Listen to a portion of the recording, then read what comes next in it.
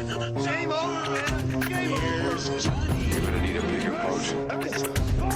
So serious. Roll out. I am Iron Man. This is a tasty burger.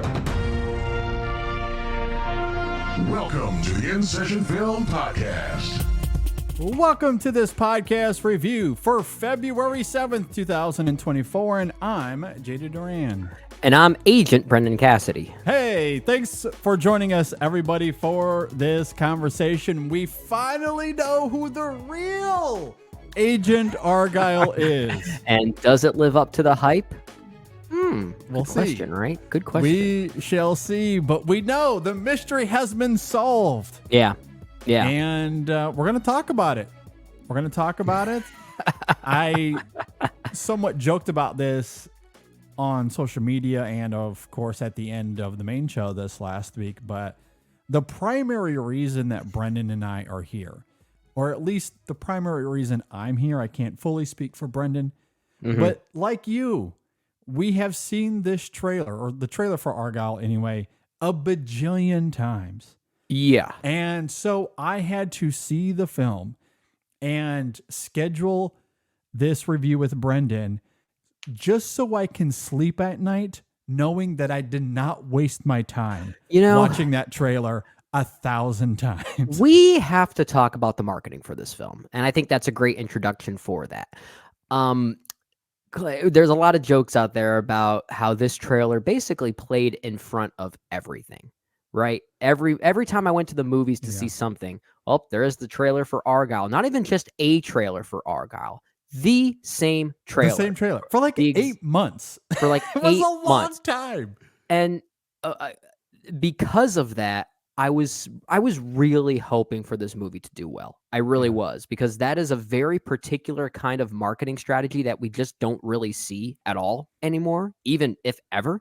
Like the idea of, rather than spending your marketing budget on like a teaser trailer, then a full trailer, then another official trailer that's even longer. A lot of these big movies have 3 trailers these days, right? Yeah. So instead, put your money into just one trailer, but then spend the rest of that money just dispersing it everywhere. Yep. I was really hoping for this movie to do well, and based on the box office results we've seen, it doesn't seem to be tracking as well as I would have liked for that strategy. But maybe that's more emblematic of the film itself.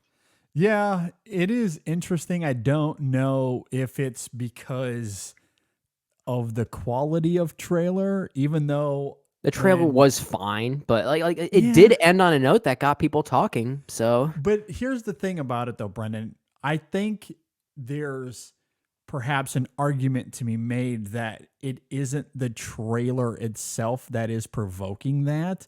Yeah, because the trailer on its own, to your point, it is fine. Yeah. Does it invoke a sense of mystery? Yes. Is it compelling? I don't know. Maybe not. But when you see the same trailer, the same question, who is the real Agent Argylle, over and over and over and over and over and over and over and over again, eventually people will memify it, will make their jokes, and that's where I think most of the conversation is coming from. If that's a way to try and recreate the Barbenheimer grassroots marketing strategy, it's not really a bad idea on its face. I think this strategy could have worked if the trailer was better, and if it was maybe for some other kind of property that already was provoking interest. This movie was not that. Yeah, because I think the excitement, if you will, or the conversation, the jokes, if you will, I feel like if it's being born out of the latter rather than the former, that to me doesn't suggest that people are genuinely excited. No, well, on top of that too, I think the one thing that really stimulated interest, if any interest in this movie, it was the theories around who the Agent Argylle was, or the real Agent Argylle was. There was one particular theory that I think carried the most weight, and that it was Taylor Swift. I don't know if you heard about that one. I did. Yeah. Yeah. And I think, as we know, Taylor Swift is basically president of the United States right now. So like that, of course, is going to garner attention. And now I also wonder if it wasn't for that particular theory, like what would have happened from this? Would we even be talking about this trailer and this marketing strategy in the way that we are now? We might not be. Yeah, there were conversations, theories that not only was Taylor Swift the real Agent Argylle, but she wrote the screenplay for this. Yeah.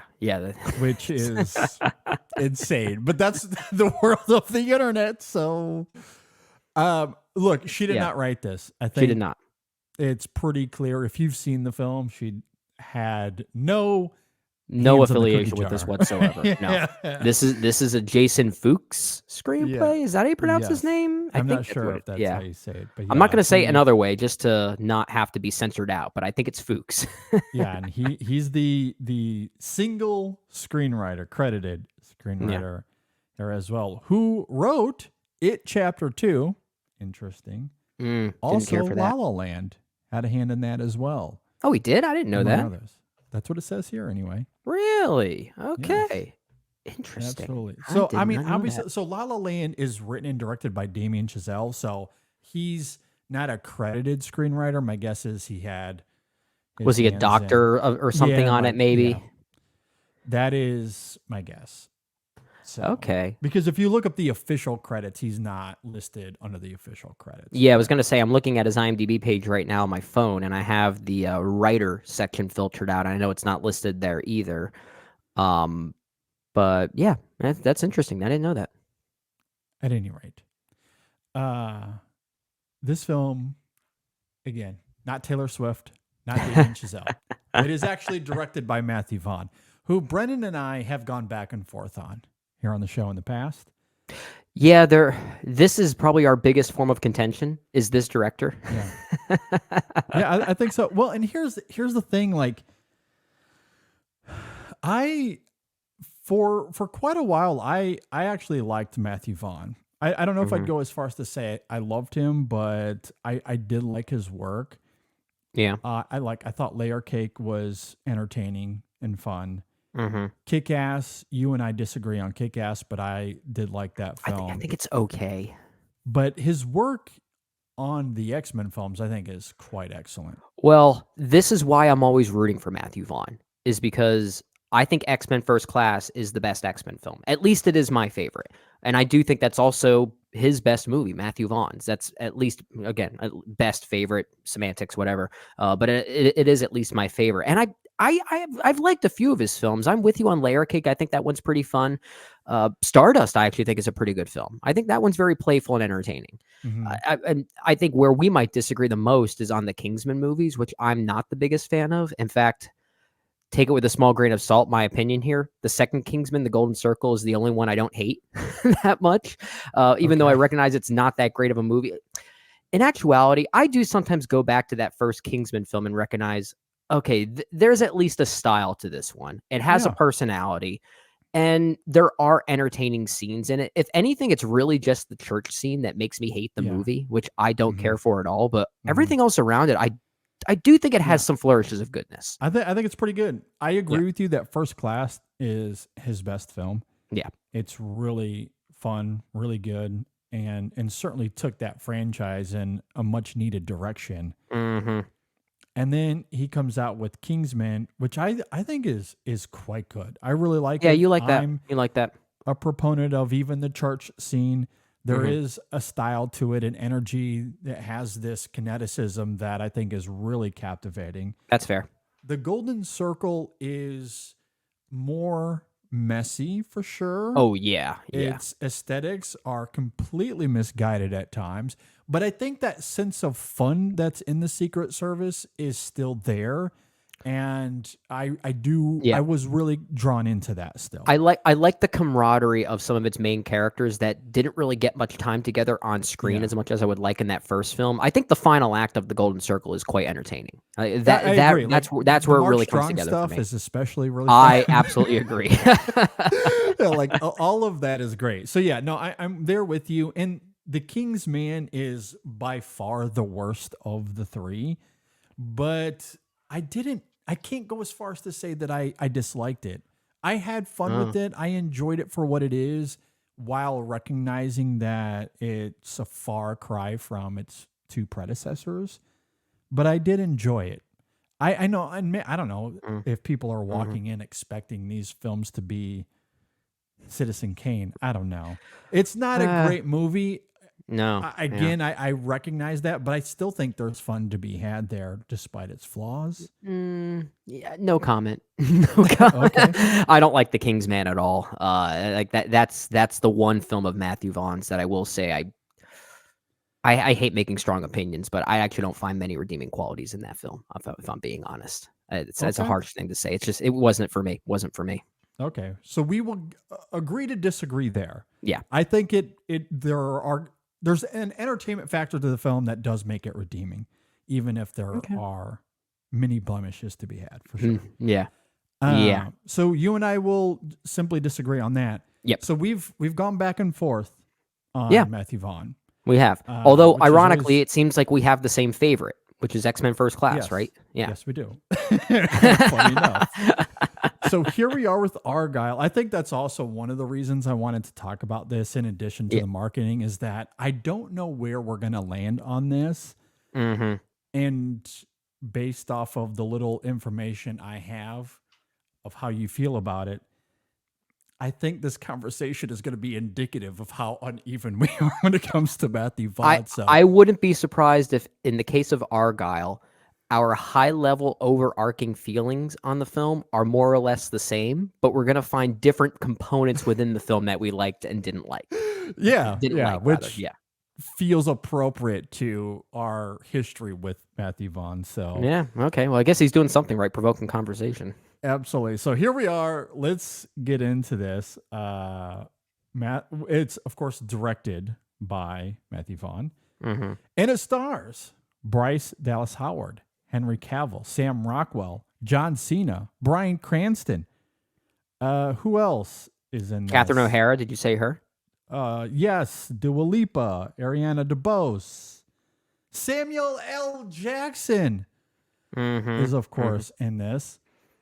There's another cameo later on, and maybe we'll talk about that in relation to the film's ending, or more specifically, the post-credit scene. There's a post-credit scene in this movie, which we won't say yet, but there is one that I found confusing, to say the least. And I will leave you to it because I did not stick around for any post credits. So I have no idea, genuinely clueless to what you're talking about. All right, well, we're going to have to get into some spoilers with this review, right? Not just for that reason, but I think we need to, given the fact that the movie's out. It's all about this idea who the real Agent Argylle is. Yeah, exactly. And, so and we'll I- have to get into spoilers. Yeah. So, and I'll be curious to hear what this cameo is at the end. This was a movie where, and it's already long. This is 2 hours and 19 minutes. The moment it went to black and I saw Matthew Vaughn's name, I left as soon as possible. I don't blame you. I don't know if that's playing our trump card a little bit too early. We don't like to talk about length as being a good or bad thing for a movie. Oh no, it's how you utilize that. No, it's funny. You know, outside of film, another passion of mine is hockey. Yeah. And there's this hockey podcast that I love to listen to, and their film takes, I sometimes find myself scratching my eyeballs.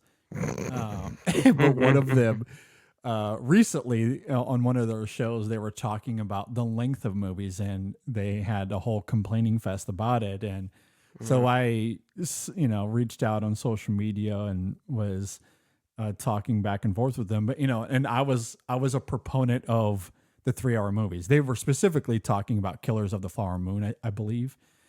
And I was like, yes, give me more 3-hour movies like Killers of the Flower Moon or Oppenheimer. I have no problem sitting through a Lawrence of Arabia. But again, those are films that utilize that length to their advantages, right? Yeah. If anything, the point I'm saying is Argylle at nearly 2 hours and 20 minutes did not need to be that long. Might not have utilized its length.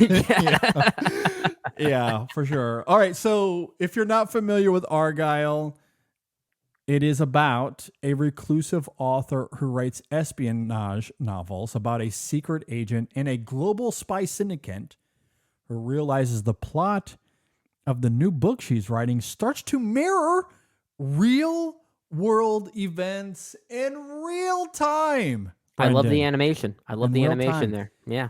So I throw that out there in case anyone listening, watching this hasn't seen the film. But as Brendan noted, because of the nature of this film, we do need to get into some detail. We will be spoiling some of this. We have to talk about who the real Agent Argylle is. So that will happen in this conversation. Fair warning there. It's interesting. I don't know if you've seen any of the interviews of the cast going around trying to promote the movie, but perhaps part of its not so great start at the box office comes from not knowing how to market this outside of the one trailer, because even when Sam Rockwell or Bryce Dallas Howard, whoever, when they're talking about this movie, they can't talk about it in details. Yeah. Because there's all these twists and turns and revelations throughout the film that it's all vague. So the only thing they say is go see the movie. Like, I don't know if that's in the world we live in today. I don't know if that sells a movie. I don't know At least either. In this case, it doesn't seem to be effective. Yeah. And here's what's funny. I have thoughts on that very thing. And it kind of goes back to the marketing of the film. Okay, so when do we want to get into the reveal of who the real Agent Argylle is? Do we want to just jump right into Do it we and want kind to of start there? Maybe we'll just start go there. ahead and start there. Well, because we're kind of dancing around it already. We might as well just keep the consistency going. Yeah. So here's what's really hilarious about this spoiler. Do you remember when this movie was first announced? I want to say at least a year ago. I feel like I saw that trailer. I made a facetious comment earlier that... Not the trailer. The announcement on Twitter. There was an announcement on Twitter back in 2021 that Matthew Vaughn would be directing a spy movie with Bryce Dallas Howard and Sam Rockwell. And that article, or I don't know if it linked to an article or not. It was from an account maybe like Discussing Film or something like that. But it said Matthew Vaughn, and I'm paraphrasing here because I can't find the exact tweet itself. Okay. Matthew Vaughn to direct spy thriller starring Bryce Dallas Howard and Sam Rockwell, where she stars as a writer who has amnesia and forgets that she is a spy. The movie was spoiled almost 3 years ago. Surely someone has found that and dug it up. It's tweets have active. been deleted. I don't know if the tweets have been deleted now, but from what I understand, people did find that. They found that is hysterical. No, I don't remember that at all. Again, I remember the trailer genuinely coming to theaters last March is what it felt like anyway. However, I don't remember that article at all. That existed, which kind of goes back to what you're talking about with how do you market this thing? Did Marv Productions realize they probably had what they felt like was going to be a stinker in both critical and box office reception? Yeah. And they kind of reformatted the marketing strategy to try and be like, let's make this a twist. Let's add a sense of surprise and uncertainty to get people into the movie, which probably again lends itself to that confusion the actors had on the red carpet promoting it, right? Yeah. That would explain that, because when you actually see the movie, you can kind of tell 5 or 10 minutes in, yeah, Bryce Dallas Howard is the real Agent Argylle. Like it's not really hiding that. You can kind of tell it's going in that direction. So I found the tweet. You did? Okay. I did. From Discussing Film. This is July 7th, 2021. Okay. Quote, Matthew Vaughn is set to direct a thriller about a best-selling female novelist who turns out to be a world-class spy suffering from amnesia. End quote. Unbelievable. Wow. Like there this huge whole spoiler, and that is live. That is live on Twitter right now.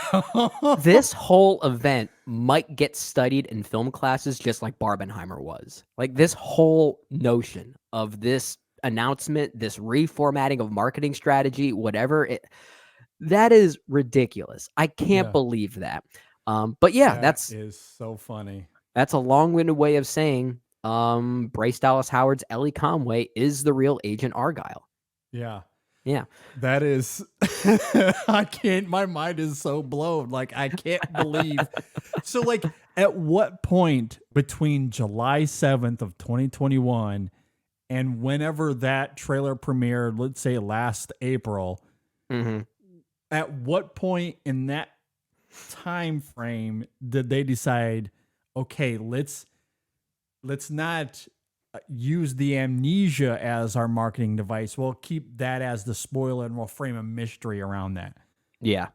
I want because it's I want to know there. what Like I want to know what that conversation was. I would Yes. kill to be a fly in the wall for like, that. 100%. Like, I would love to know why, and surely they had to have known that information was released. Yeah. Surely they had to have known. And even though it's out there, they're still like, you know what? We're going to frame the trailer and all the marketing around this mystery. They and probably this thought huge spoiler. maybe people have forgotten about that, but no, people Clearly, online on 'cause social. I don't remember Yeah, seeing this at all. We never forget. We never forget. That is hilarious. But yes, Bryce Dallas Howard is, it turns out, the real Agent Argylle. Yeah. In fact, it is, what is her name? Rachel Kyle. Yeah, Rachel R. Kyle. Rachel R. Yeah. Kyle. Yeah. So, of course, these books that she is writing are not just creative ideas, they're memories. They are memories. It's kind of an underwhelming plot twist when you think about it. It's severely underwhelming. Yeah, but I think that's emblematic of the entire film in many ways. Can I ask you a question since we're sort of talking about this film freely? Yeah. Did you think that this film was more self-aware of its absurdity than Matthew Vaughn's previous movies? No. I think it tried to be, but I got the sense that Matthew Vaughn just wasn't really passionately committed to the project. Like I've seen some critics say that this would have been better served as more of a spoof movie of sorts. And because at times it does act that way. That's why I posed the question. And I somewhat joked about this with you, and I can't recall if this was at the end of the main show this last week or if we were talking offline. But whether it's, whether Matthew Vaughn, the creators here, whether they were fully self-aware, accidentally self-aware, if that's possible, or if they were not self-aware at all, I'm going to choose to believe that they were fully self-aware. Okay. Otherwise, I think we should all lose hope on Hollywood filmmaking. Well, big budget studio, because yeah, this film is absolutely insane. It is absurd. Sam Rockwell at least seems to be aware of the kind of movie he's in, and I do appreciate that. Yeah. But this film is so brazenly ridiculous at times that it very much comes off as a spy mystery spoof. In a lot of ways. I think of that whole fighting sequence that takes place in those corridors at the end, and you have those color gases kind of like that. To me is out of like an Austin Powers movie. Well, yeah, I don't disagree with that, and I think it's in sequences like that where maybe I needed a little bit more of that to really commit to the spoof. So I guess to answer your question once again, do I think Matthew Vaughn and company were trying to make a spoof movie? Maybe. I just don't think the final product gets there. I don't think spoof might be a little extreme. I don't know if they were trying to be an Austin Powers, but I don't think it was trying to be his previous movies. Like, I don't think it's trying to be. It's not a Kingsman. Hell, it's not even a Bond film or anything like that. No, like it's somewhere in the middle there. Like I do think this film is aware to some degree anyway that it falls on that spectrum and is trying to have fun and trying to be ridiculous and being aware of its nonsense. I mean, Sam Rockwell's Aiden character is spouting lines like, just crush their skulls. The human skull is actually quite fragile. You can do it. And he's having a lot of fun talking about carnage and death, like in this absurd way. Sure. That, again, it certainly evokes a spoof-like mentality throughout a lot of the film. Now, is it successful in having fun and reaching the heights of something like an Austin Powers? No.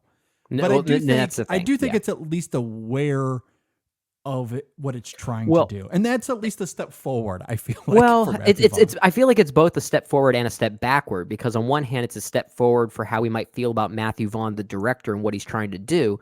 But the fact that it doesn't get there and doesn't succeed in that, then it's kind of a step Yeah, that's fair. backwards. It's a double-edged sword. It is in a that double-edged regard. sword. But at the same time, it's the reason why I can't say this is my least favorite Matthew Vaughn film, because it's not. I like when he's at least not relishing in the gratuitousness as much. Like, I actually like when he lives in the PG-13 rating as opposed to the R rating, which is maybe why coincidentally my two favorite films of his are X-Men First Class and Stardust. And why I kind of like that sequence of skull crushing heads that you're referencing there. It's a movie that directly addresses how this one character, Valley Conway, doesn't go through with it. So there is no violence. It's almost like the movie is indirectly commenting on Matthew Vaughn's excessive brutalities at times. So there's almost like a weird meta joke, and I don't know if that was intentional, but I kind of like the idea of that. Yeah. It is. It's like a film that's commenting on his own career. Yeah, I think And I that's a want to fair say point. Sam Rockwell, and maybe this is another reason I bring up the whole self-awareness thing, because I'm almost convinced, I feel like I did hear Sam Rockwell say in an interview that the film is a subversion of Matthew Vaughn's previous movies. So I do think that is purposeful, at least Yeah, to some okay. degree. Again, we can debate how successful it is, but the film is, again, aware of what it's doing. And I do appreciate that, because that does bring a level of fun, or it recontextualizes maybe how you can perceive the film, because it is so ridiculous. Yeah. And its mystery reveals are so underwhelming.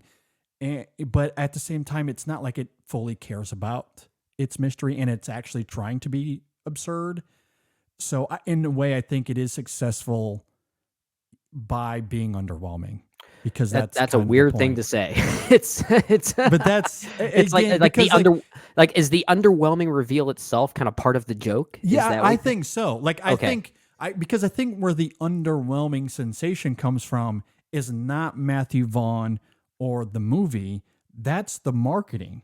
The marketing has proposed this huge reveal, this huge twist that we know is coming. But if you went into this film and you never saw the trailer, you were completely blind. I mean, there's twists and turns throughout, so maybe you'll see this. But like, it's not like the film at the very beginning proposes, "Hey, there's going to be this huge reveal of who the real Agent Argylle is." Like, you don't know that if you go in blind. No. So there's not really any underwhelming factor to be had until you get to that moment. But I think that revelation is just as silly and absurd as everything else that preceded it, and especially that comes after it. Yeah, I think you make an interesting point, and I do wonder how I would have responded to this movie if I didn't see any marketing leading up to it, if I didn't have that central mystery positioned for me. Like I wasn't going into this movie chasing whatever that mystery was. Yeah. And I'm not sure how I would respond to it. I will say I still think the final product we got, it has elements of that lunacy that I think are pretty interesting. But it's also a movie that is simultaneously kind of focused on its plot. There is a lot of plotting here, and I do think that really drags the movie down. Yeah, and I think agree. it's because we get so much of that, we kind of lose sight of what this movie's goals could end up being. Like I know a lot of people have talked about the excessive CGI in this movie. Like I doubt there was ever a real cat on set. I was doubt just that. about to say the same thing, and it's funny because, again, while these actors have been doing the rounds, I want to say there was an interview with Samuel L. Jackson, and he was asked about the cat, and he says, or one of the cast members anyway, had talked about, there's a real cat. There's a name of a cat.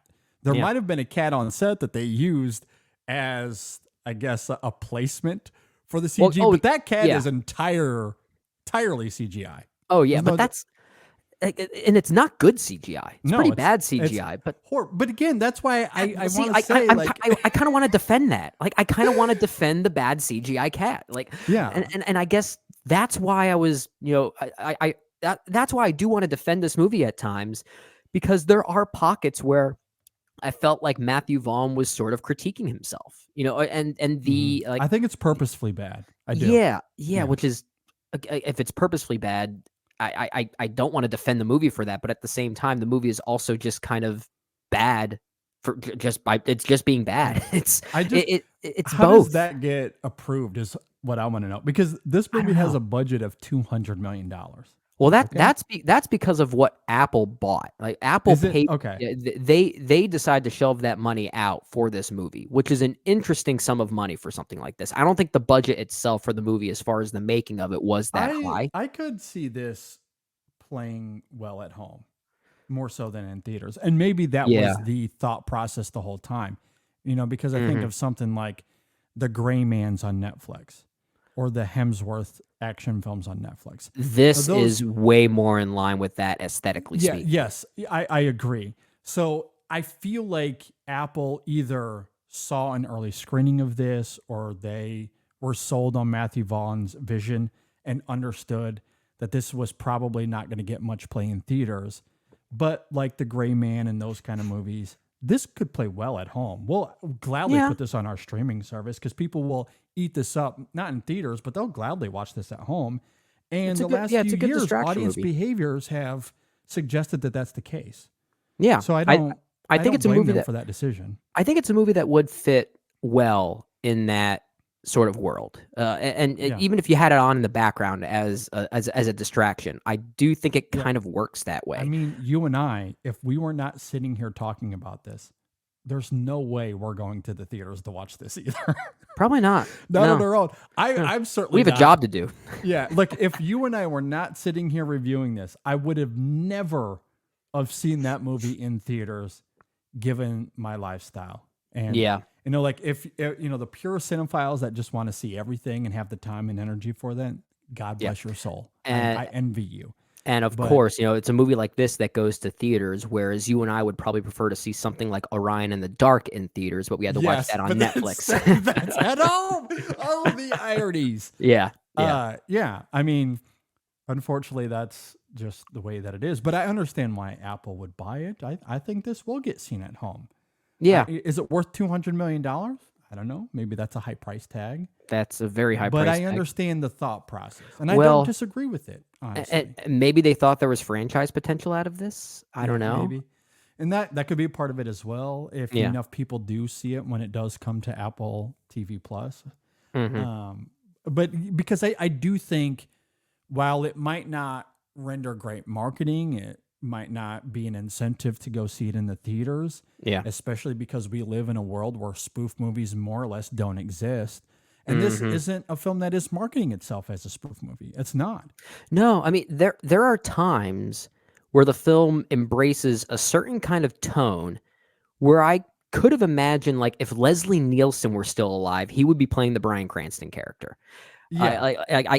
There are moments that almost have like it's veering on a Naked Gun like trajectory, and it's in those moments where, okay, like, I would actually like to see Matthew Vaughn commit to this a little bit more. Yeah. And sadly, I don't think the movie ends up getting there. I think we have No, individual honestly, pockets that do. I feel like, you see, Bryan Cranston is interesting because Yeah. I don't necessarily disagree with what you're saying, but he's also talked about how one of his inspirations for his performance here was Steve Carell's Gru character.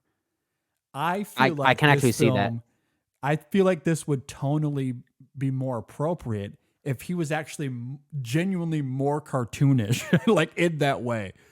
And he's already pretty mustache twirly here, but I Yeah. think there was room for him to go even further. And given the lunacy of this film at times, I think him channeling Gru in a much more visceral sense probably would have been beneficial here, even though he's trying to be a little intimidating, I guess. And but given the kind of jokes here, the kind of humor at times, the sometimes veering on spoofiness that is here. Yeah. You just said something that kind of sparked something for me. This does kind of feel like an animated Illumination movie. It really I does. I It's kind of could have almost seen in this like as an like a animated- spies in disguise kind of thing. It is almost Illumination like. Yeah. Absolutely. I agree with that. For better or worse. I'm not Well- saying that it's necessarily a good thing. But No. and again, that's why like the CGI is so bad. And I know we live in a world where the CGI, like everything that we see, it's a far cry from Pirates of the Caribbean. I don't know if we'll ever get back to that level of craftsmanship Yeah. again. Hopefully one day, fingers crossed. Yeah. But when even when in these the artists are world- actually paid well enough and given the right circumstances to work under. Exactly. Yeah. But even in the world of CGI as we know it to be, when it's at its quote unquote best by today's standards, this is a far cry from that. And I think it is purposefully bad. I think it is trying to be cartoonish, almost literally. Yeah. And that comes through very much in the moments with the cat. Yeah. It comes through in the moment I mentioned earlier with when they're fighting in the hallways and you get all these gases. Yeah. And it comes through in the oil skating sequence that we get at the end, which is it borderlines on animation. It really does. The it whole is. Sequence. I think it's almost worth the price of admission alone. It is the one moment where it's like, okay, you're finally committing to something here. But at the same time, it almost feels like it comes out of nowhere. It's like it's hard for me to commit or like fully praise that scene in the context of the film in totality. But in a vacuum, I dug the hell out of that scene. I thought it was so much fun. Well, see, I thought the corridor fight was a ton of fun because of that absurdity, that commitment to tone. I think the film fully just goes all in at that point. The skating sequence very much continues that. However, Does it jump the shark for you a little bit? no, the film had jumped the shark way. Yeah, I was going to say. way earlier in the film. However, it does go to a place that I don't know how to articulate other than to say that it is actively, brazenly, preposterously offensive to me. Okay? That's It is- right. You're a hockey guy. It is so offensive. It is Matthew Vaughn, similarly to what we talked about in The Golden Circle with his Kentucky aesthetic, which is not Kentuckian at all. It is Texas. brazenly Texan. And I found that offensive. Now, it wasn't to the point where I was sitting in the theater recoiling as much as it just brought laughter to me. That was more of a funny offensive. Yeah. This oil skating sequence had me in a rage. Oh, I need to hear I- about this. I love when JD finds Found his it personal so problems on screen. Foolishly ridiculous. No, I can't, like, I feel about that scene the way you do about the church scene in that first Kingsman movie. So basically, it took you back to why you hate the Mighty Ducks so much. A little bit, yeah. Oh, okay. Absolutely. That is a great comparison. Yeah. Yeah. The way I feel about those movies, the way you feel about the church scene, that is 100% how I feel about this oil skating scene. It is the worst thing Matthew Vaughn has ever done. And it's not even close. It's not even close as far as I am concerned. It is so dumb. And like everything leading up to this moment is already egregious and nonsensical. Oh my gosh. So I understand that he's just leaning into the nonsense. But look, even in spoof, like Austin Powers still draws a line. Like we're doing a spoof movie, but look, we're not going to, we have some integrity here. Okay, guys? Separate your love for the rink. How would you feel about this scene? I think it 100% leans into its preposterousness, as we saw in the moment right before in the hallway, which is incredibly insane. I mean, there's a moment where Rachel, is that what we're calling her at that point in the film? I forget at this point. I think she switches back and forth a few times when she actually knows who she is. Yeah. So like there's a moment where she picks up Sam Rockwell and twirls him around and they have this romantic gesture in the middle of this huge gunfight. It just doesn't get more ludicrous than that.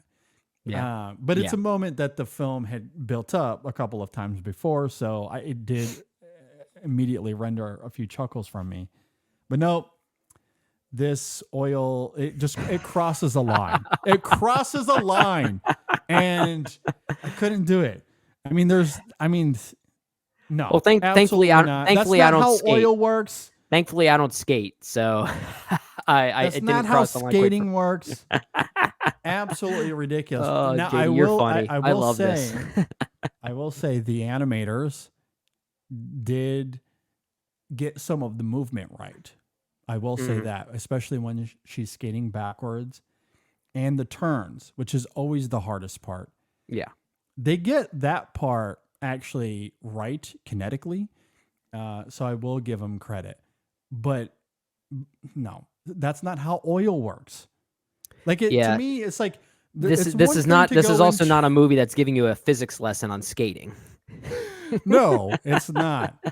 But I think people are smarter than that. Okay, like we can understand the silliness of the train sequence and we can fall into the lunacy of that, or even the hallway fight or the apartment fight. Like there's a level of okay, we're placed in a reality that is outside any sort of realm of credence, but we understand the movement. We understand what's happening here. We can enjoy this. There's nothing that feels like we've been transported into some sort of interdimensional world that is completely separate from our own.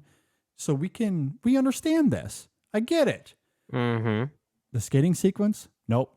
We Yeah. were transported into a different dimension. Yep, and Something that's what I loved that about it. doesn't exist in our world. Something that doesn't exist with the rest of this movie. I don't know so if I agree with that. I do. I agree with it. Okay? Well, of course you agree with it. It's your point. I don't have to agree with it. Because that's not how skating works. That's not how knives work. Or oil. No, can't This do is it. also a movie that doesn't really know how espionage works either. So I guess it's true. yeah. I will admit though, the intercutting between that fight and the Sam Jackson character just watching basketball was kind of funny. I love that that's all he mostly does in this movie. Like It's just watching his NBA arc games. is that he is a legendary CIA agent who likes to watch basketball. That is literally his arc. Yeah, he's on screen for what, 7 minutes maybe? Oh, And it I'd might be say- less than that. Okay, let's just call it 5 for Yeah, the we'll sake call of it argument. 5. Yeah. Half of that genuinely is him just watching basketball. I love Which it. I love it. Is kind of You know, hilarious. I would love to just tally up the screen times for a lot of these actors in this movie.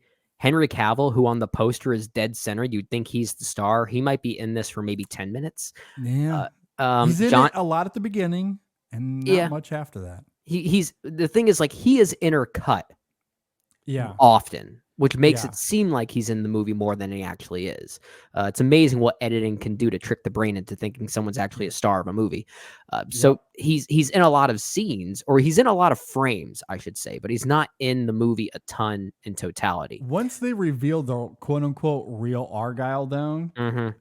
he more or less disappears from the movie at that point. Yeah, for There's really no need for him.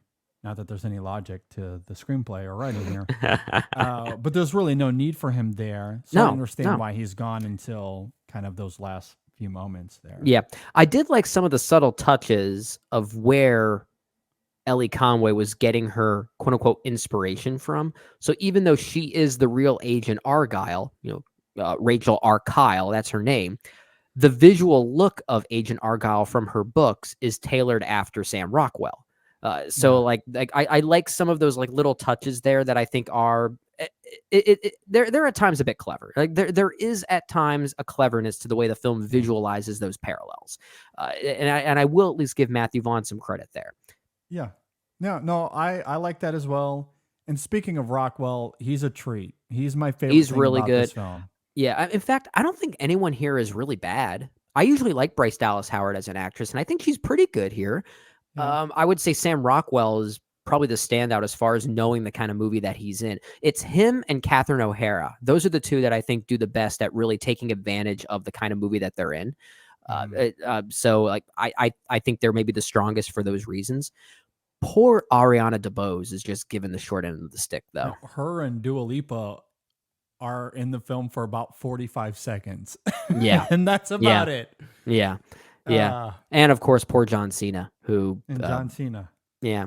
It's a glorified cameo, more or less. It is. It really is. Even though the movie trailer and the poster gives it all away. So it's, it's holding on to one secret, yet it gives pretty much everything else away. And honestly, the thing it chooses to hold close to the chest is probably the least interesting part of the movie. So it's just so ironic there. Tell me about this post-credit scene. Okay, I literally know nothing about it. Haven't read anything. Okay, perhaps that's part of the reason I didn't stay to the end. I didn't even hear about a post-credit scene, or because a lot of the time, like these bigger sites will post whether there's one or not. That's the world we live in, sadly. Yeah. I didn't see anything of that sort. Yeah. So I didn't even think about it. Yeah. So we're in spoilers, so I'll give it away. Yeah. And admittedly, the scene kind of confused me. So it takes place in a bar. Okay. A really young man is talking to the bartenders, basically giving this this code of sorts by ordering a drink. It's like some type of it's some type of drink with a twist. Okay. And it's playing that word twist very literally because this is meant to be a twist. So the guy at the bar brings out a box, opens it up, and there's a gun, and says, "You must really need this." And he says, "What's your name?" And the young man says, I think it's like Albert Argylle or something. Albert Argylle. Yeah, it's something Argylle. I forget the first name. And then we see the cover of one of the books, and it says Book 1, Argylle, coming soon. And it's like advertising that a movie version of Book 1 of Argylle is coming soon, which I think is meant to imply that this is maybe the Henry Cavill fan we saw at the end of the movie, that maybe like he was a real agent or something. I don't know. Maybe there's more to the story. Where it gets confusing for me is the beginning of this post-credit scene. It reveals the name of the bar. Okay. It's the King's Man. Oh. See, now that can't work. It cannot work. That can't work. See, and remember I said there was a cameo that made this even more confusing for me? It's Sofia Boutella. Like she's in the movie for a brief moment here. So it kind of just like, what's going on here? Is this in the Kingsman universe? I have no idea. And if it is, it does not work. I agree. They cannot live together. Those are two totally different movies. Yeah. Two totally different styles and tones.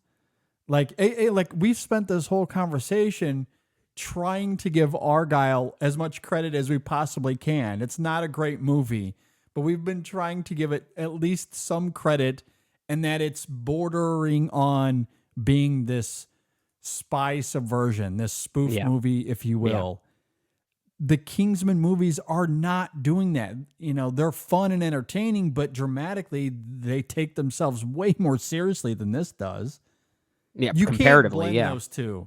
That doesn't work. Yeah, but it's like Samuel L. Jackson is in this movie playing a different character. Yeah. So Sofia Boutella is in this movie playing a different character. So it confuses me if that is the point or if it's just using that as like an in joke. I don't know. Yeah, I don't love that.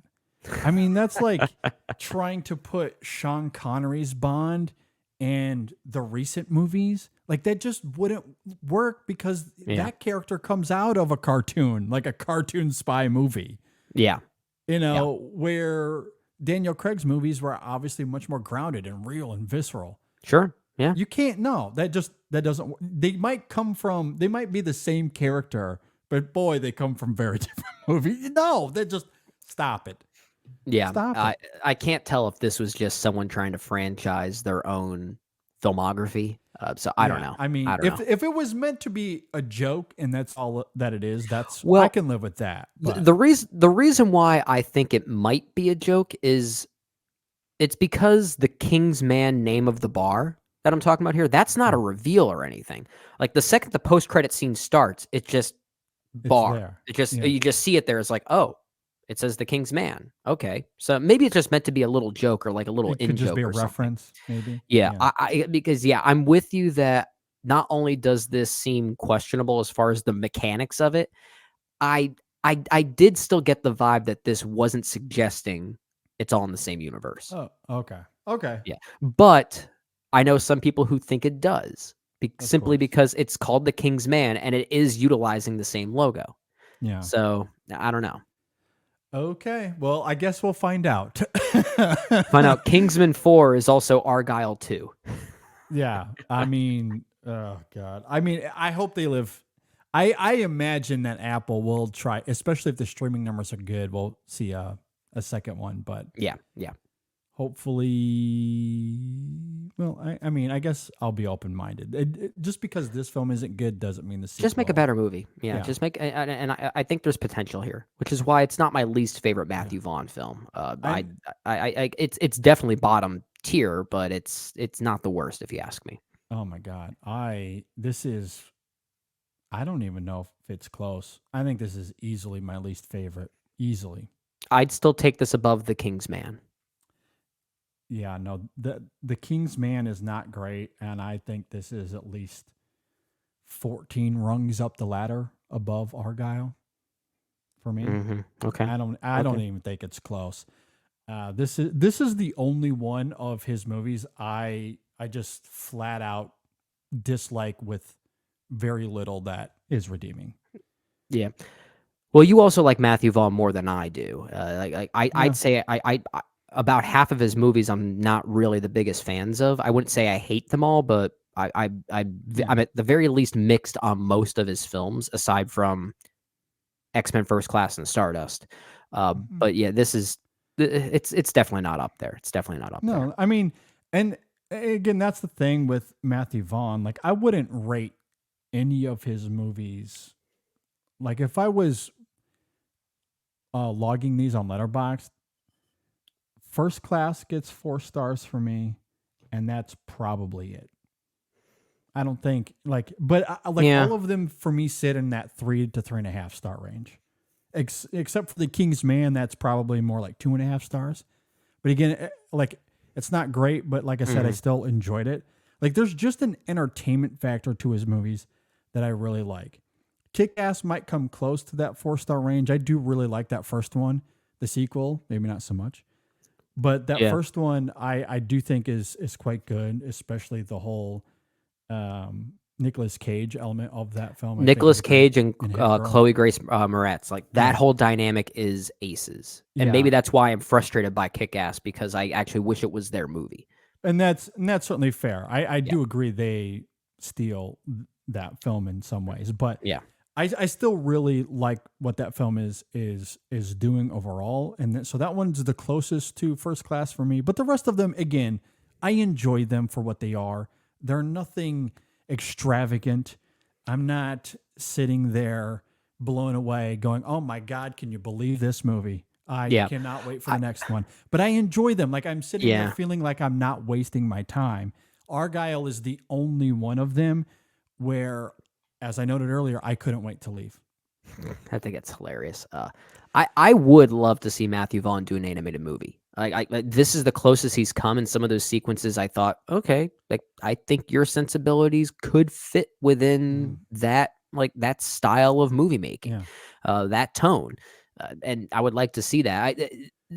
This movie at least gave me glimpses of a Matthew Vaughn I would like to see sometime down the road if he were to fully commit himself to it. And this one's not quite there. Definitely not there. I will differ from Brendan in that. I hope he leaves this and moves on to something completely different. Unless it's full-on animation. If it's truly full-on animation, then maybe. But as far as live action goes, I hope he leaves this behind. Even though, as we've talked about in this conversation, I do appreciate that self-awareness. I appreciate the lunacy here for the most part, outside of one scene, which is the worst of his career, as we noted. Harsh words. But untrue. it's just so bad. But there's certainly, like, I don't flat out hate the film. There's elements of it I appreciate, but I still think it's not good and No, the it's worst not. he's done. Yeah, So. it's not great. It's not great. It's not great. But we know who the real Agent Argylle is, and that's all that matters. Yeah. And it turns out the real Agent Argylle is just the friends we've made along the way. I knew you were going to say that. I knew the second you said that, I was like, he's going to make the friends along the way joke, isn't he? So with that said, if you agree or disagree with anything we had to say here, you can leave a comment below. If you're watching on YouTube, you can reach out to us on the social media, Facebook, Twitter, Instagram. If you're listening on Apple Podcasts or Spotify, please rate and review us there. It really helps out the show. You can leave comments on Spotify now, so do that. We'd love to hear from you there as well. Really helps out the show. You can always email us, incessionfilm@gmail.com, and you can let me know how much you agree about the oil scene, and then I'll gladly forward that to Brendan. So. I think we're gonna get a mix of both on that one. Probably. Yeah. At any rate, do you have any final thoughts, Brendan? I think that's it before we get out of here. One final thought. We didn't talk about the reoccurring song in this movie. It's Now and Then by the Beatles. Yeah. I think someone pointed this out on Twitter already, so I can't take credit for this observation. But this song by the Beatles, called Now and Then, it is spoken about in the movie between Sam Rockwell and Bryce Dallas Howard as being, quote, their song, unquote. Okay? And part of the plot of this movie is that she, Ellie Conway, has been suffering amnesia for like 5 years. Okay? Yeah. So, given that history, 5 or 6 years, whatever it is, they've had this song. 5 or 6 years pass. Yeah. Do you know when this song came out? When it was officially released? Not offhand. 4 months ago. Okay. Now, the song actually existed for a while, not in official format, because it was written back before back before the Beatles, broke up. I think it was like resurfaced in the 90s at one point. Maybe George Harrison laid some parts down for it, but the song wasn't originally released to the public and mastered and everything until November of 2023, which means this movie takes place in the year 2030 or something like that. Wow. So yeah, it takes place in the future. Yeah, so it's a sci-fi movie as well. Oh, well, that certainly completely recontextualizes the whole thing, and it's still not good. That is my defense for the oil skating scene. Oh it's my God. it's sci-fi that they knives. invented technology in order for that They invented lunacy skate to knives. work. Skate knives. God, that's so dumb. No, look, it happened near the end of the film, and so I decided, you know what, I'm going to stick this out. If that would have taken place early on, I would have left. Nope. Not worth my time anymore. I'm out of here. This is what I love about podcasting with a hockey player. It's so bad. Look, the film is pretty cartoonish, so it's not quite the Mighty Ducks bad, but it's pretty goddamn close. So no. Yeah, that was fun. Absolutely not. But at any rate, we'll see what Matthew Vaughn has up his sleeve next, and maybe I'll forgive him. We'll see. Time will tell. Not likely. In the meantime, thanks for listening, everybody. Thanks for watching, and we'll see you next time on the In Session Film Podcast. Oh, man, what a twist, Brendan. Who would have seen that coming? What a twist. Discussing film saw it coming, I tell you that. Oh, everyone did, I think.